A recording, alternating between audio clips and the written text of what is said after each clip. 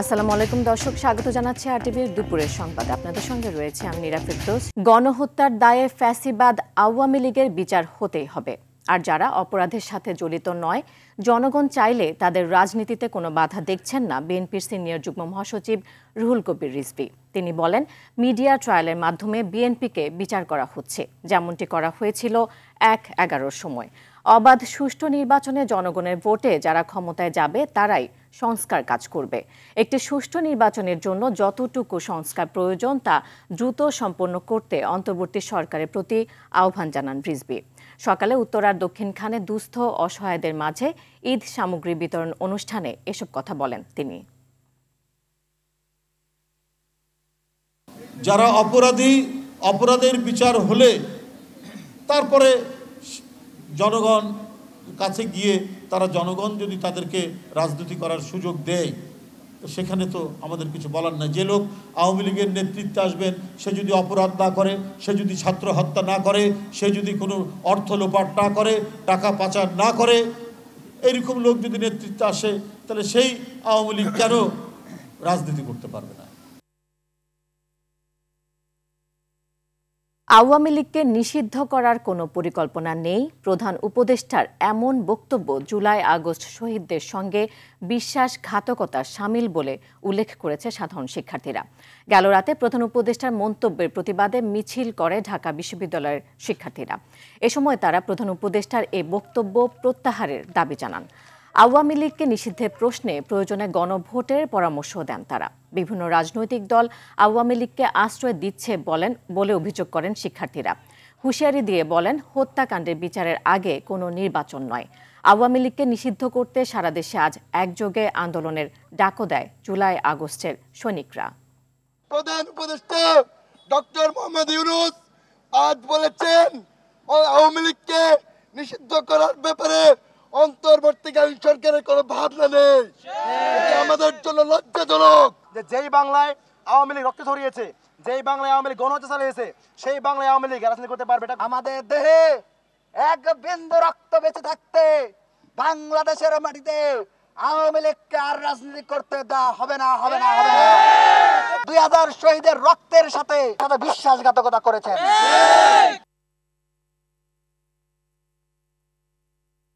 আওয়ামী লীগের পুনর্বাসন নয়, বরং পতিত হাসিনা সরকারের দুঃশাসন আর গুম খুন গণহত্যার বিচার চায় জনগণ। বিএনপি মনে করে, সাধারণ মানুষের বিপক্ষে গিয়ে শেখ হাসিনার নেতৃত্বে যেসব অপরাধ হয়েছে তার বিচার নিশ্চিত করতে আন্তর্জাতিক অপরাধ ট্রাইব্যুনালের পরিধি বাড়ানো প্রয়োজন। এই বিচারে সবাইকে ঐক্যবদ্ধ থাকার আহ্বান জানিয়েছে বিএনপির ভারপ্রাপ্ত চেয়ারম্যান তারেক রহমান। রিপোর্ট করছেন জাহিদ রহমান। গেল 17 বছরে গুম খুন নির্যাতনে লুটপাটের স্বর্গরাজ্য গড়ে তুলে আওয়ামী লীগ 24শে জুলাই গণঅভ্যুত্থানে দলীয় ঘোষণা দিয়ে আওয়ামী বাহিনী ও সরকারি প্রশাসন ছাত্র জনতার উপর নির্বিচারে যে নির্মমতা চালায়, তাতে স্তম্ভিত হয়ে ক্ষোভে রাজপথে নেমে আসে গোটা জাতি। এত কিছুর পরও সেই দল এবং তাদের বিচারে কতটা উদ্যোগী ছাত্র জনতার রক্তের উপর দাঁড়িয়ে থাকা অন্তর্বর্তী সরকার। বিএনপি মনে করে, ঘৃণিত এই ঘটনার পুনরাবৃত্তি বন্ধে প্রয়োজন ন্যায় বিচার। জনগণ কিন্তু তাদের বিচার সম্পর্কে অগ্রগতি দেখতে পাচ্ছে না। আমরা চাই যত শীঘ্র এই অগ্রগতি মানুষকে দেখাক। আমরাও চাই সুষ্ঠু বিচার, যাতে করে ভবিষ্যতে আর এই ধরনের ঘটনা বাংলাদেশে না ঘটে। স্বচ্ছতার মাধ্যমে বিচার প্রক্রিয়া এগিয়ে নিতে সরকারকে পরামর্শ দিলেন বিএনপির স্থায়ী কমিটির সদস্য সালাউদ্দিন আহমেদ। আওয়ামী লীগের রাজনৈতিক সংগঠন হিসেবে, অঙ্গ সংগঠন হিসেবে যারা এগুলোতে জড়িত ছিল তাদের সংখ্যা অনেক। তো সুতরাং একটা যৌক্তিক সময়ের ভিতরে বিচার কার্য সমাধা করার জন্য আদালতের এবং প্রসিকিউশন টিমের পরিধি, পরিসর এবং ক্ষমতা বাড়ানো দরকার। এই বিচার কার্যগুলো একটা আন্তর্জাতিক মানদণ্ড বজায় রেখে যাতে সম্পন্ন করা যায়, যাতে এই বিচারিক প্রক্রিয়া নিয়ে দেশে এবং বিদেশে কোনো প্রশ্ন না ওঠে। সরকারের সদিচ্ছার অভাবকে দায়ী করছেন বিএনপি নেতারা। এই বিচার প্রক্রিয়া যেভাবে পলাতক সরকারের অপরাধের বিরুদ্ধে ধীরগতিতে চলছে, আমাদের মামলাগুলো অবিশ্বাস্য মামলাগুলো তুলে নেওয়ার প্রক্রিয়াটিও ধীরগতিতে চলছে।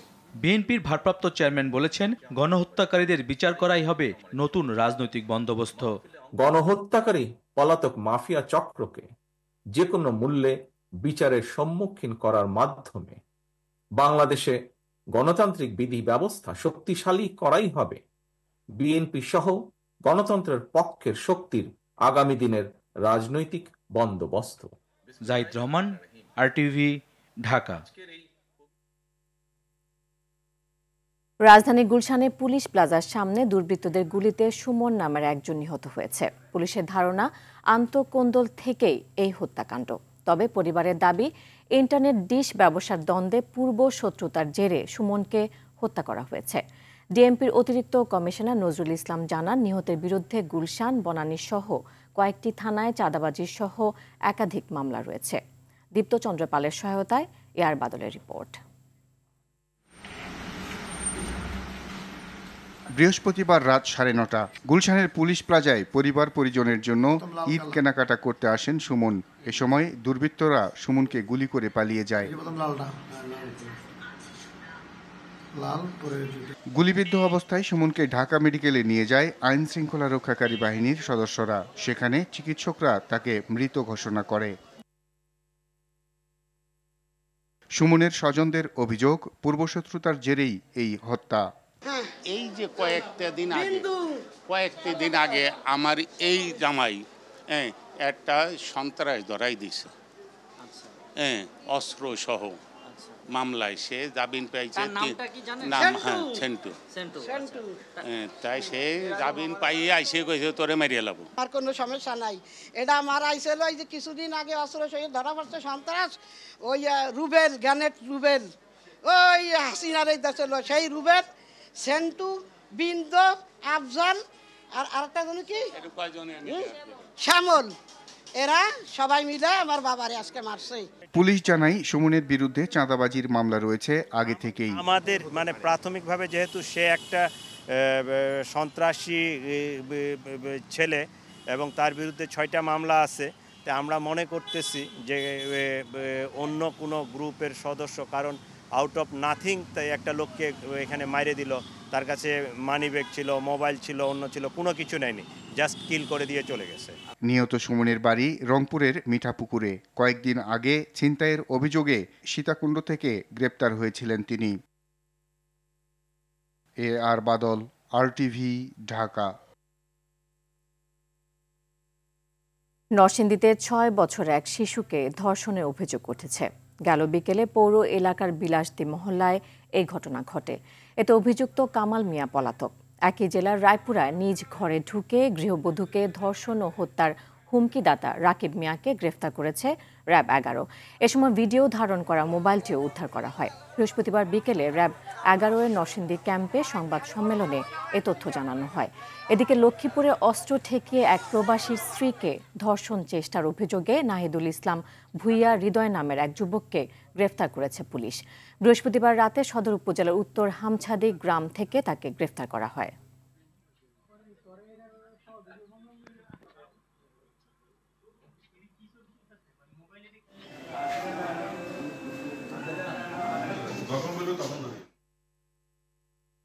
আইন হাতে তুলে নেওয়া প্রবণতা বা মব জাস্টিসের কারণে অস্থির হয়ে উঠছে নাগরিক জীবন।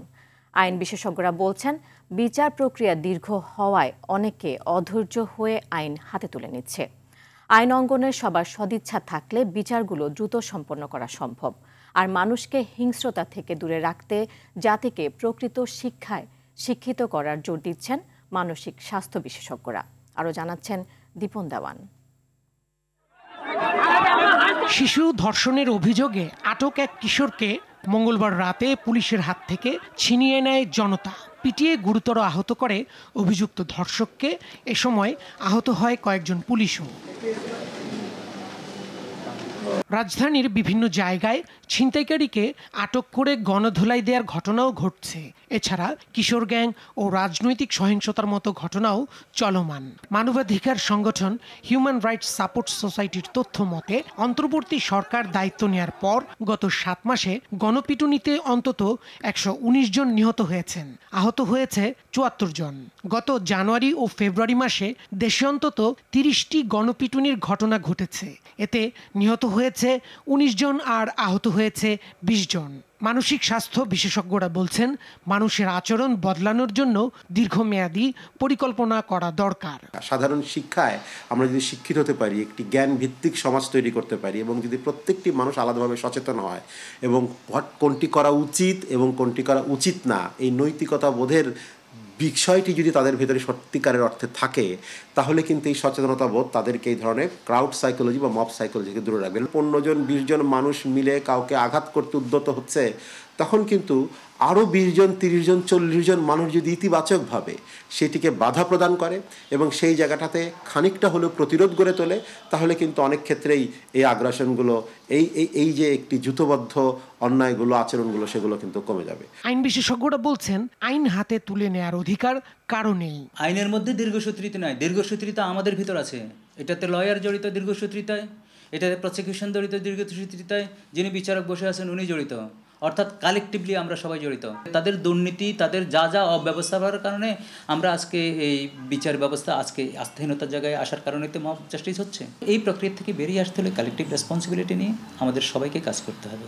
সাধারণ মানুষকে আরও সহনশীল হওয়ার পরামর্শ বিশ্লেষকদের। দীপন দেওয়ান, RTV, ঢাকা। ঈদ উল ফিতর উপলক্ষে ঘরমুখো যাত্রীদের জন্য অগ্রিম টিকিট বিক্রির কয়েকদিন অতিবাহিত হলেও যাত্রী খরায় ভুগছে গাবতলী বাস টার্মিনাল। পরিবহনে উল্লেখযোগ্য সংখ্যক টিকিট অবিক্রিত রয়েছে। ঘোষণা দিলেও বিআরটিসির বেশিরভাগ ডিপোয় টিকিট বিক্রি শুরু হয়নি, তবে ট্রেনের টিকিট বিক্রি শেষ হয়েছে। অরণ্য গফুরের রিপোর্ট। উত্তরের 16 জেলা আর দক্ষিণ পশ্চিমাঞ্চলের কয়েকটি জেলার অন্যতম বাস টার্মিনাল গাবতলী। অনলাইনে টিকিট কাটার সুযোগ থাকায় কাউন্টারগুলোতে নেই বাড়তি ভিড়। নামী পরিবহনগুলোর বেশিরভাগ টিকিট বিক্রি হয়ে গেছে। 30 তারিখের টিকিট নিয়েছি 500 করে নিয়েছি, এমনিতে 400। 1 তারিখে হচ্ছে এসি গাড়ি ছাড়া হয়েছিল এবং নন এসি হচ্ছে 2 তারিখ। তো এই টিকিটগুলো আপনার অনলাইনে সব ছাড়া হয়েছে, কাউন্টারও ছাড়া হয়েছে, সব অলরেডি সোল্ড আউট হয়ে গেছে। তবে সাধারণ পরিবহন আর রাজবাড়ী, কুষ্টিয়া, মেহেরপুর, চুয়াডাঙ্গাগামী পরিবহনগুলো পড়েছে দুশ্চিন্তায়। পদ্মা সেতুর প্রভাবে বড় সংখ্যক যাত্রী হাতছাড়া হয়েছে গাবতলীর কাউন্টারগুলোর। আপনি টার্মিনাল দেখেন, আগের মতো যাত্রী আছে, আর এখন তো ঈদেরই শুরু হয়নি। এই যাত্রী আসতেছে, আমরা টুকটাক করে 2, 4, 10, 15, 20 টাকা এরকম টিকিট বিক্রি করতেছি। বেচা কিনা তেমন একটা খুব না, যাত্রী চাপ নাই তেমন একটা। অ্যাভেলেবেল গাড়ি আছে, প্যাসেঞ্জার থাকলে গাড়ি দেবে, গাড়ি নিয়ে কোনো সমস্যা নাই। ভাড়া আগের যে ভাড়া ছিল সেই ভাড়া অনুযায়ী টিকিট বিক্রি হচ্ছে। বৃহস্পতিবার থেকে বিআরটিসি ঈদ স্পেশাল সার্ভিসের টিকিট বিক্রি শুরু হলেও শুক্রবার গাবতলী, কল্যাণপুর সহ বেশিরভাগ টার্মিনালে তা হয়নি। গাবতলীতে কাউন্টারই খোলা হয়নি। ঘরমুখো যাত্রীদের অন্যতম পছন্দ ট্রেন। বৃহস্পতিবারই আগাম টিকিট বিক্রি শেষ করেছে রেলওয়ে। কমলাপুর রেল স্টেশনে এখন কেবল নিয়মিত যাত্রীদের আনাগোনা। তবে 31 মার্চের ট্রেনের টিকিট নির্ভর করছে চাঁদ দেখার উপর। অরণ্য গফুর, RTV, ঢাকা। ঈদকে সামনে রেখে আবারও ঊর্ধ্বমুখী নিত্যপণ্যের বাজার। মাছ, মুরগি, চাল সহ বেশিরভাগ ভোগ্যপণ্যের দাম বেড়েছে। পেঁয়াজ, আলু, সবজি, ডিম সহ কয়েকটি নিত্যপণ্যের দামে স্বস্তি থাকলেও বেড়েছে বেগুন, পটল সহ গ্রীষ্মকালীন সবজি। আরও জানাচ্ছেন বিপুল দেব রায়। আবারও লাফিয়ে বাড়ছে ভোগ্যপণ্যের দাম। বাজারের লাগাম টানতে সরকারের নানা উদ্যোগ সত্ত্বেও স্বস্তিতে নেই বলে অভিযোগ ক্রেতাদের। এক সপ্তাহের ব্যবধানে মুরগির দাম কেজিতে বেড়েছে 20 থেকে 30 টাকা। 750 টাকার গরুর মাংসের দাম উঠেছে 780 টাকায়। খাসির মাংস বিক্রি হচ্ছে 1250 টাকায়। মাছের বাজারও আগুন। প্রকার ভেদে প্রতি কেজির দাম বেড়েছে 40 টাকা পর্যন্ত। পাঙ্গাস 30 টাকা বাড়ছে, 10-20 টাকা সাধারণ মানুষ যেটা খাওয়ার। তেলাপিয়া 10-20 টাকা বাড়ছে। তারপরে আমরা রুই মাছে বাড়ছে 20-30-50 টাকা কেজিতে। বলার তেমনটা বাড়ে না, বাট 10 টাকা 15 মতো বাড়ছে। আর সোনার দামটা 40-50 টাকা ডিফারেন্স।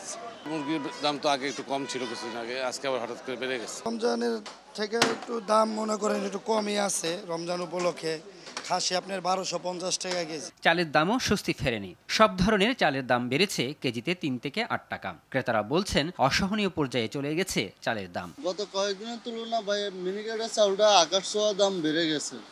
যে মিনিকেট বিক্রি করছে 78-80, সেই মিনিকেট একটানা চলে গেছে 86 টাকা চলে গেছে। আর আমরা কখনো দেখিনি রমজান মাস হলে চালের দাম এমনি কম থাকে, কিন্তু এবারটা একদম ভিন্ন।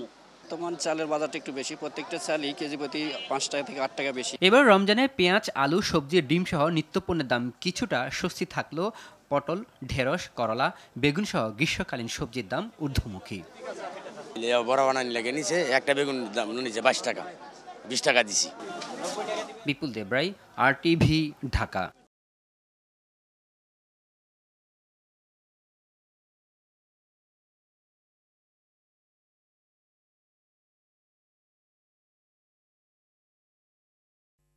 স্বাধীনতার 54 বছরেও দেশ বৈষম্যমুক্ত না হওয়ায় হতাশ ৭১-এর বীর মুক্তিযোদ্ধা তরিকুল ইসলাম। তিনি মনে করেন দেশকে দুর্নীতিমুক্ত করে সুশাসন প্রতিষ্ঠা করা গেলেই প্রকৃত মুক্তি মিলবে। RTVর সঙ্গে একান্ত আলাপে এসব কথা বলেন এই বীর যোদ্ধা। আরও জানাচ্ছেন আতিকুল ইসলাম শাকিল।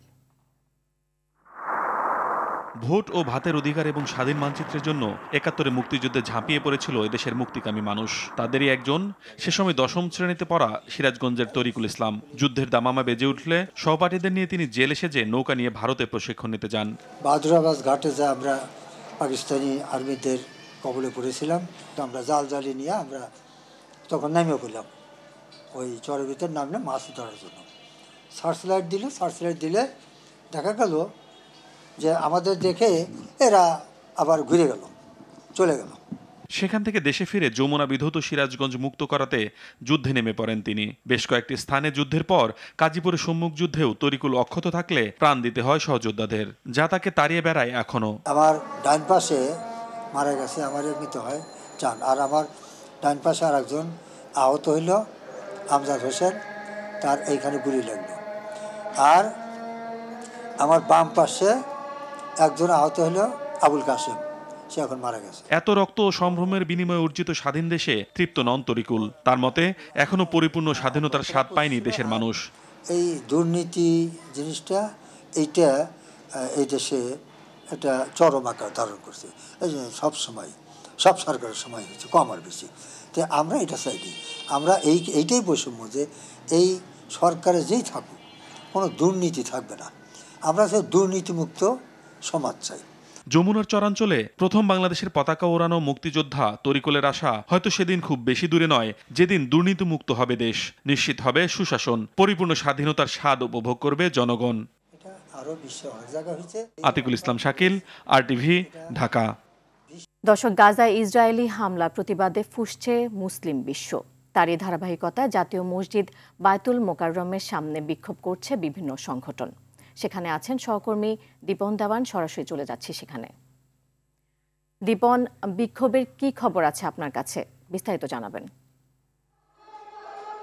নীরা, এখানে বায়তুল মোকাররমের জুম্মার নামাজ শেষ হওয়ার পরেই এখানে মুসল্লিরা সবাই সমবেত হয়ে ফিলিস্তিনের গাজায় যে হামলা, বর্বরোচিত হামলা, সেই হামলার ব্যাপারে তারা বিক্ষোভ প্রদর্শন করছেন। এবং এখানে বিভিন্ন সংগঠন, বিশেষ করে আমরা এই মুহূর্তে দেখতে পাচ্ছি যে হেফাজতে ইসলাম আছে এবং এছাড়া আরও বেশ কিছু ইসলামী সংগঠন আছে, তারা এখানে বিভিন্নভাবে গুচ্ছ হয়ে তারা প্রতিবাদ করছেন। এবং এই প্রতিবাদ যে তারা করছেন, তাদের এই প্রতিবাদের মূল ভাষাটাই হচ্ছে যে ফিলিস্তিনে যেই হামলা হয়েছে, এই হামলার তারা নিন্দা জানাচ্ছেন এবং এটির তারা বিচার চাচ্ছেন এবং অবিলম্বে যেন এই হামলাটি ফিলিস্তিনে যেন বন্ধ করা হয় এবং মুসলমানদের উপর যেই নির্বিচারে হামলা করা হয়েছে, হত্যাযজ্ঞ চালানো হয়েছে, সেটি যেন খুব দ্রুত সময়ের মধ্যে বন্ধ করা হয়। একই সাথে তারা এটিও বলছেন যে এই ফিলিস্তিনের যে হামলা, যেই ক্রীড়া নেপথ্যে থেকে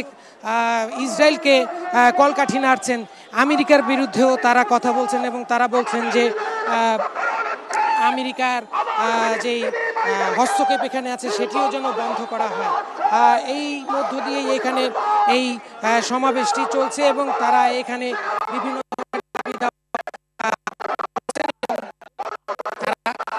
এই বিক্ষোভ প্রদর্শনের মধ্য দিয়ে তারা বলছেন যে অবিলম্বে যদি তারা এই গাজায় হামলার বন্ধ না করেন, তাহলে এই যে তারা যে আজকে শান্তিপূর্ণ বিক্ষোভ করছেন, এই বিক্ষোভটি ভবিষ্যতে তারা আরো কঠোর কোনো ধরনের কর্মসূচি দেবেন। নীরা, নকল ম্যাগনেটিক কয়েন প্রতারক চক্রের 4 সদস্যকে গ্রেফতার করেছে পুলিশ। উদ্ধার করা হয়েছে কয়েন তৈরির বিপুল সরঞ্জাম ও নগদ অর্থ। সকালে ডিএমপির মিডিয়া সেন্টারে সংবাদ সম্মেলনে তেজগাঁও বিভাগের উপ পুলিশ কমিশনার ইবনে মিজান জানান, চক্রটি ভুয়া কয়েন দেখিয়ে এক ভুক্তভোগীর কাছ থেকে নগদ 1,20,00,000 টাকা ও 50 লাখ টাকার চেক হাতিয়ে নেয়। একটি কয়েন $20 বিলিয়ন বিক্রি করা যাবে এমন প্রলোভন দেখিয়ে ফাঁদ পাতে চক্রটি। অভিযানে গ্রেফতারকৃত 4 জনের নামে প্রতারণা সহ একাধিক মামলা রয়েছে বলে জানায় পুলিশ। অভিযানে নগদ অর্থ ছাড়াও 10টি মোবাইল, 4টি ম্যাগনেটিক কয়েন ও 50 লাখ টাকার চেক জব্দ করেছে। বাদীর কাছে একটু স্বল্প মূল্যে ওনারা দিতে চান, বাদী তখন এই প্রলোভনে পড়ে যায়। পড়ে গিয়ে এই বাদী এই কয়েন, ম্যাগনেটিক কয়েন যেটি, এই ম্যাগনেটিক কয়েনটি নেয়ার জন্য তাৎক্ষণিক সেখানে 45 লক্ষ টাকা প্রদান করেন। আওয়ামী লীগ নিষিদ্ধের দাবিতে ঢাকা বিশ্ববিদ্যালয়ে বিক্ষোভ করছে সাধারণ শিক্ষার্থীরা। দর্শক, সেখানে আছেন আমাদের সহকর্মী মাহিন আরাফাত, সরাসরি চলে যাচ্ছে সেখানে। মাহিন, শিক্ষার্থীদের দাবি কি এবং এ বিষয়ে তারা কি বলছেন জানাবেন আমাদের। ইনকলাব মঞ্চ সহ বিভিন্ন রাজনৈতিক সংগঠন এবং সাধারণ শিক্ষার্থীরা আজকে একটি বিক্ষোভ মিছিলের আয়োজন করে এবং কিছুক্ষণ আগে ঢাকা বিশ্ববিদ্যালয়ের কেন্দ্রীয় জামে মসজিদে জুম্মার নামাজ আদায়ের পরে মিছিলটি শুরু হয়। মিছিলটি কলা ভবন ঘুরে বর্তমানে রাজু ভাস্কর্যে অবস্থান করছে এবং এই মিছিল থেকে তারা আওয়ামী লীগকে নিষিদ্ধের দাবি সহ কয়েকটি দাবি জানিয়েছে। তারা আসলে যেটা বলছেন যে আওয়ামী লীগকে নিষিদ্ধ না করা পর্যন্ত তারা রাজপথ ছাড়বেন না এবং এই যে তাদের বিক্ষোভ মিছিল, এখানে বিভিন্ন রাজনৈতিক সংগঠনের পাশাপাশি ঢাকা বিশ্ববিদ্যালয়ের সাধারণ শিক্ষার্থীরা অংশগ্রহণ করেছেন। এদের বেশিরভাগ আসলে যারা বৈষম্য বিরোধী ছাত্র আন্দোলনে সক্রিয় ভূমিকায় ছিলেন তাদেরকে আমরা দেখতে পাচ্ছি। তারা যেটা বলছেন যে খুনি আওয়ামী লীগের পুনর্বাসন কোনোভাবেই তারা বাংলাদেশে হতে দিবেন না এবং কোনোভাবেই আওয়ামী লীগ যাতে বাংলাদেশে পুনরায় রাজনীতি না করতে পারে সেজন্য তারা রাজপথে অবস্থান করবেন এবং রাজপথে থেকে আওয়ামী লীগকে প্রতিহত করবেন।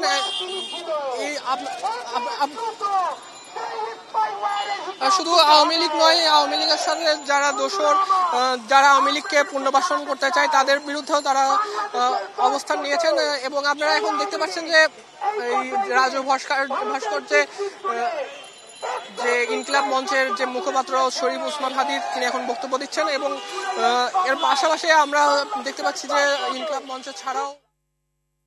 মাহিন, আপনাকে ধন্যবাদ। দর্শক, দুপুরের সংবাদ এ পর্যন্তই। জেলা সংবাদ বিকেল 4:45 দেখার আমন্ত্রণ রইল। এতক্ষণ সাথে থাকার জন্য ধন্যবাদ সবাইকে।